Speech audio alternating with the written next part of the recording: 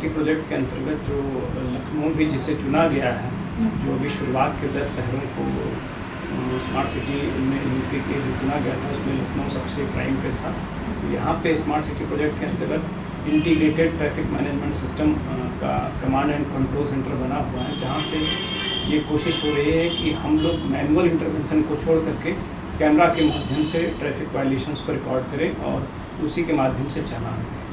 मैंने शुरुआत तो कर दी वो ख्वाब देखकर, उसे मुकम्मल मेरे खुदा तू कर दे। नमस्कार, मैं कौशिकी त्रिपाठी आप सभी का एक बार फिर से आपके अपने खास कार्यक्रम अतिथि उवाच में बहुत बहुत स्वागत करती हूँ। और आज इस खास चर्चा का हिस्सा बनेंगे DCP traffic IPS rice Akhtar जी। सर, शो में बहुत बहुत आपका इस्तकबाल करते हैं, स्वागत करते हैं। बहुत बहुत शुक्रिया। कैसे हैं आप? बहुत बढ़िया। कोरोना ने तो काफ़ी कुछ स्थितियाँ बदल दी हैं, आप लोग के लिए तो आप लोग फ्रंट लाइन वॉरियर हैं, और तो कैसा इस टाइम पे स्थिति कैसी है?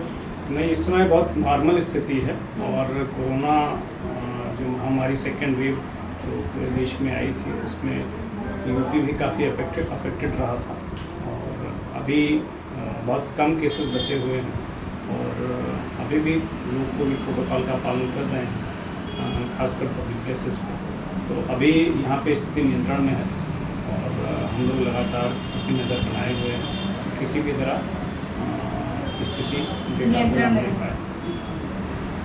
पर्सनल जर्नी पे आपकी बात करते हैं, वो कौन सी प्रेरणा थी जिसने यूपीएससी की तरफ आपके कदम बढ़ाए? हमारी जो एजुकेशन स्टार्ट हुई है वो गांव के एक प्राइमरी स्कूल से स्टार्ट हुई। तो उस प्राइमरी स्कूल से लेकर के फिर नवोदय विद्यालय का सफ़र, फिर वहाँ से कॉलेज की डिग्री। तो इन सब के बीच में कई बार ऐसी स्थितियाँ आई जब प्रशासनिक अधिकारी और शासन के उच्च अधिकारी हम लोग के स्कूल में विज़िट किए, तो कहीं ना कहीं उनसे इंटरेक्शन और उनके स्पीचेस में ये पता चला कि सिविल सर्विसेज के अधिकारियों को बहुत बड़ा एक्सपोजर होता है काम करने का और कहीं ना कहीं वो समाज में ग्राउंड लेवल पे काफ़ी कुछ चेंज करने की स्थिति में होते हैं। तो कहीं ना कहीं छोटे मोटे जो मोटिवेशंस वहीं से स्टार्ट हुआ। किसी पर्टिकुलर इंसिडेंट को कहना ठीक नहीं होगा, लेकिन सारी चीज़ें कहीं ना कहीं सिविल सर्विसेज की तरफ मोटिवेट करने के लिए हमारे फेवर में होती चली। लखनऊ में आपको कितना समय हो गया?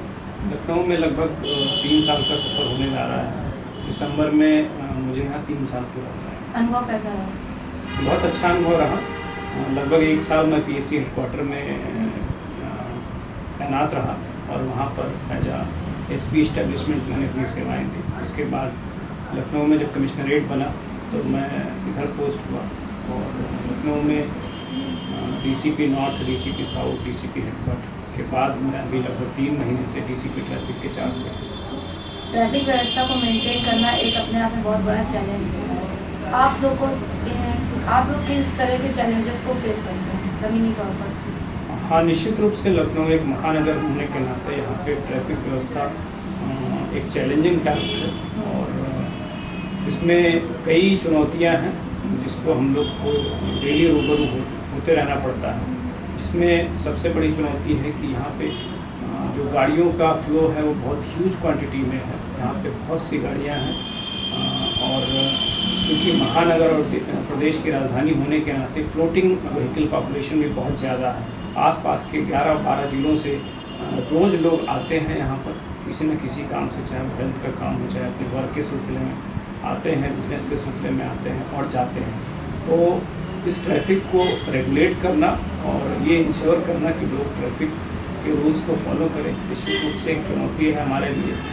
इसके अलावा यहाँ पे कई जगह इंफ्रास्ट्रक्चर की प्रॉब्लम है, साइनेजेस नहीं है, लोगों को अवेयरनेस की भी कमी है, जिसकी वजह से कई बार लोग ट्रैफिक वायलेशंस को तोड़ते हुए नज़र आते हैं। लेकिन इसके बावजूद हम लोग प्रयास कर रहे हैं कि उपलब्ध संसाधनों में हम लोग जो बेहतर ट्रैफिक व्यवस्था के लिए कर पाएँ, वो हमारा पूरा ट्रैफिक डिपार्टमेंट उसके लिए प्रयास करता है। चालान तो बहुत हो रहे हैं, चालान की केसेस में कितनी कमी आई है या कितनी बढ़ोतरी है? नहीं, लोग ट्रैफिक को वायलेट खूब कर रहे हैं। अच्छा। जो हमारा स्मार्ट सिटी प्रोजेक्ट के अंतर्गत जो ITMS है अभी वो पूरी तरह इम्प्लीमेंट नहीं हुआ है, वो भी ट्रायल फेज में चल रहा है। तो अगर हम उसको देखें तो लगभग 1 लाख ट्रैफिक वायलेशन कुछ चौराहों पर ही है। तो अगर हम पूरे लखनऊ की बात करें तो वो संख्या कहीं 2 लाख 3 लाख के करीब पहुंचेगी अगर हम सब जगह कैमरा इंस्टॉल कर दें। तो इससे ये साबित होता है कि अभी बहुत से लोग हैं ट्रैफिक रूल्स के प्रति अवेयर नहीं हैं और लोग लगातार ट्रैफिक को वायलेट कर रहे हैं, जिससे कहीं ना कहीं ट्रैफिक व्यवस्था को सुचारू रूप से चलाने में दिक्कतें आ रही हैं। लेकिन हम लोग लगातार प्रयासरत हैं और आखिर में विजय हम लोग की होगी। हम लोग एक दिन ट्रैफिक वायलेशंस को बहुत कम स्तर पर ला करके ही लखनऊ को एक अच्छी ट्रैफिक व्यवस्था देने में सफल हैं। बहुत से IPS से हम लोग सवाल करते रहते हैं कि अगर एक आप IPS ना होते तो क्या होते। हम आपसे ये पूछना चाहेंगे जो आपने बताया पूरी में कि हम आपसे सीधा सवाल पूछते हैं कि आपने बचपन से सोचा है कि नहीं मुझे IPS ही बनना है? जी नहीं, ऐसा कुछ नहीं है कि मुझे IPS बनना है। एक्चुअली सिविल सर्विसेज जो है वो एक बड़ा सा एग्ज़ाम होता है जिसमें 23-24 सर्विसेज होती हैं। तो कभी ये नहीं रहा कि पर्टिकुलर मैं इसी सर्विस में जाऊंगा, क्योंकि सिविल सर्विसेज के सब सर्विसेज में उतना ही बड़ा एक्सपोजर हम लोग को मिलता है जिसमें हम लोग सोसाइटी के लिए कुछ अच्छा काम कर पाएँ। लेकिन इसी में आना था ऐसा भी नहीं था, क्योंकि हमारे फादर एग्रीकल्चर यूनिवर्सिटी में रिसर्च एसोसिएट के पद पे थे। तो कहीं ना कहीं हमारा एक लगाव उधर भी था यूनिवर्सिटी की तरफ भी, टीचिंग लाइन में भी। तो शायद अगर मैं इधर नहीं आता तो मैं भी कहीं मैं लेक्चरार वगैरह होता या यूनिवर्सिटी में किसी पद पर कहीं कार्य करने के लिए अपना प्रयास करता। चैलेंजेस बहुत होते हैं, प्रेशर्स बहुत होते हैं। अब तक की जो चैलेंजेस और प्रेशर्स के बीच जब कुछ समय मिलता है तो आप उस समय को कैसे यूटिलाइज करते हैं? अपना पर्सनल जैसे एक होता है प्रेशर्स को कम करते हैं, आप क्या बोलते हैं? नहीं, बुक्स पढ़ते हैं, बहुत से लोग संगीत सुनते हैं। नहीं, हम लोग को तो कई चीज़ों में मतलब अपना हम लोग इंगेज रहते हैं। तो अपने कामों में भी हम लोग कई बार एंटरटेनमेंट कर लेते हैं। मीटिंग के दौरान आपस में दोस्तों से मिल लेते हैं, अपने जूनियर्स के साथ बैठ लेते हैं, कुछ नाश्ता कर लेते हैं, चाय नाश्ता कर लेते हैं। क्योंकि हमारी फैमिली भी यही रहती है तो अपने बच्चे के साथ भी हम टाइम बिताते हैं, बीवी के साथ भी टाइम बिता लेते हैं। तो इस सब की वजह से हमें कोई बहुत यहाँ पैनिक नहीं नज़र आता है काम में और अच्छे से स्मूथली चलता है। और मुझे गाने सुनने का भी शौक है, तो कई बार गाने सुनकर भी अपना ये कहना बहुत मुश्किल है कि जैसे जैसे हम लोग गाना सुनते हैं तो पता चलता है कि इनको अगर पहले सुने होते तो शायद ये हमारे फेवरेट होते। लेकिन कहीं ना कहीं मुकेश जी हैं, मोहम्मद रफ़ी हैं, और आज की जनरेशन में अगर देखें तो राहत फ़तेह अली खान है, अरिजीत सिंह है, ये सब लोग चल रहे हैं, अच्छे सिंगर्स हैं और अच्छा गाना गाते हैं। तो हम लोग इनके गाने सुनते रहते हैं। सर, आगे आप ट्रैफिक व्यवस्था को दुरुस्त बनाए रखने के लिए, क्योंकि एक चीज़ होती है कि हम दिन पर दिन कुछ बेहतर करें, कुछ नई चीज़ों का प्रयोग करें, आपके अकॉर्डिंग क्या ऐसे नए प्रयोग आप लाएंगे ट्रैफिक व्यवस्था को दुरुस्त रखने के लिए आगे? नहीं, अभी जो स्मार्ट सिटी प्रोजेक्ट के अंतर्गत जो लखनऊ भी जिसे चुना गया है, जो अभी शुरुआत के 10 शहरों को स्मार्ट सिटी में यूपी के जो चुना गया था उसमें लखनऊ सबसे प्राइम पे था। यहाँ पे स्मार्ट सिटी प्रोजेक्ट के अंतर्गत इंटीग्रेटेड ट्रैफिक मैनेजमेंट सिस्टम का कमांड एंड कंट्रोल सेंटर बना हुआ है, जहाँ से ये कोशिश हो रही है कि हम लोग मैनुअल इंटरवेंशन को छोड़ करके कैमरा के माध्यम से ट्रैफिक वायलेशंस को रिकॉर्ड करें और उसी के माध्यम से चलाएं। तो अभी वो हमारे ट्रायल फेज में है और बहुत जल्दी ही वो हम लोग इम्प्लीमेंट करके चीज़ों को दुरुस्त करेंगे। दूसरी चीज़ यह है कि कई जगह हमारे यहाँ रोड इंजीनियरिंग की वजह से ट्रैफिक जाम लग जाता है, तो हम लोग लगातार चीज़ों को चिन्हित कर रहे हैं और उसको ठीक करने का प्रयास कर रहे हैं। और हमारा समन्वय PWD नगर निगम से भी बहुत बेहतर रहता है कि हम उनकी मदद दे करके भी जो भी ट्रैफिक की बाधाएं आती हैं रोड से रिलेटेड, हम उसे पूरा करने का प्रयास करते हैं। इसके अलावा अभी आने वाले समय में नवंबर में हमारा यातायात माह शुरू होगा और हम लोगों का बहुत ग्रैंड प्रोग्राम होता है। हम पूरे महीने पूरे शहर में अलग अलग जगहों पर कार्यक्रम करते रहते हैं और हमारा पूरा ट्रैफिक डिपार्टमेंट जो है इसे एक महोत्सव की तरह मनाता है, और लोगों को अवेयर करता है, चीज़ों के प्रति जानकारियाँ देता है, जिससे आने वाले समय में लोगों को ट्रैफिक वायलेशन और ट्रैफिक रूल्स के बारे में पूरे जानकारी मिल सके और कहीं ना कहीं इससे ट्रैफिक व्यवस्था को सुचारू रूप से चलाने में हम लोग को मदद हो। तो ये आगे हम लोग के प्रोग्राम्स हैं और हम कोशिश करेंगे कि हम इसमें सफल रहें।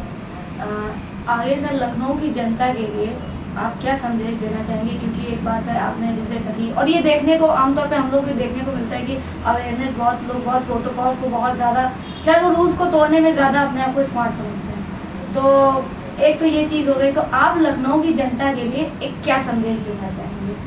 नहीं, लखनऊ हमारा अपना शहर है जिससे हमें बहुत मोहब्बत है और यहाँ के लखनऊ वासियों से भी मेरा ये निवेदन है आपके थ्रू कि ट्रैफिक आपका अभिन्न अंग है। जब आप घर से निकलते हैं और अपने डेस्टिनेशन पे जाते हैं, अपना काम करते हैं और घर वापस आते हैं, तो शायद ट्रैफिक व्यवस्था ही एक ऐसी है जो आपके साथ हरदम चलती है परछाई की तरह। तो अगर ये स्मूथ नहीं होगी तो आपको कहीं ना कहीं प्रॉब्लम्स आएंगे।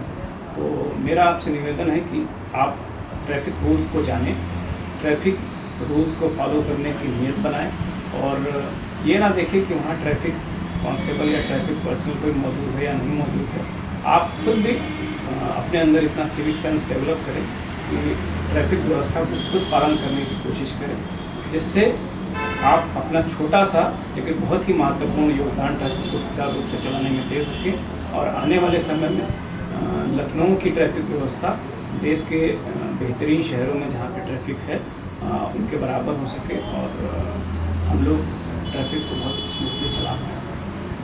सर एक वैसे तो मैंने कहा था लास्ट सर एक क्वेश्चन सर और है आपसे। क्वेश्चन क्या है सर, हम ये चाहेंगे कि जो यंग जनरेशन जो आईपीएस बनना चाहती है, जो देश को रिप्रेजेंट करना चाहती है, उनके लिए आपने जो यूपीएससी की जो जर्नी की, यदि उससे आपको कोई ऐसी चीज़ मिली जिससे कोई ऐसी ट्रिक या कोई ऐसा जिनसे आप उनका मार्गदर्शन कर सके, तो अगर जो नई जनरेशन के लिए हैं तो उनको अगर आप कुछ बता सकें। नहीं, मैं नई जनरेशन से ये कहना चाहूँगा कि सबसे पहले तो आप जिस भी लेवल पे हैं, चाहे वो प्राइमरी क्लास में हो या अपर सेकेंडरी में है, सेकेंडरी में है, उसके बाद कॉलेजेस में है, तो अपनी पढ़ाई को शिद्दत के साथ पूरी करें, क्योंकि जो आगे की जर्नी है उसका जो नींव है, उसका बुनियाद है यही है। तो आप वहाँ अच्छे से पढ़ाई करें और लगातार अपने टीचर्स से, अपने सीनियर्स से, अपने आसपास में रिलेटिव से उनसे संपर्क बनाए रखें और कुछ आगे करने के लिए हमेशा एक पॉजिटिव सोच रखें और हमेशा ये ध्यान रखें कि जब आप बड़े बन जाएं तो अपना मूल आप हमेशा साथ रखें कि आप जहाँ से निकल के आए हैं, लोगों की मदद का जज्बा आपके पास हमेशा रहे और हमेशा समाज को, देश को कुछ अच्छा दे पाएँ, अपने योगदान से कुछ पॉजिटिव कर पाएँ, ये सोच लेकर आगे बढ़िए। और मुझे उम्मीद है कि अगर आप मेहनत करेंगे और पॉजिटिव सोच के साथ करेंगे तो निश्चित रूप से आप यूपीएससी क्या कोई भी आपका जो लक्ष्य है वो बहुत कठिन नहीं होगा, आप उसे पूरा करने में सक्षम हैं। सर बहुत बहुत शुक्रिया हमसे बातचीत करने के लिए। Thank you so much. आप देखते रहिए अतिथि वाच कौशिकी के साथ।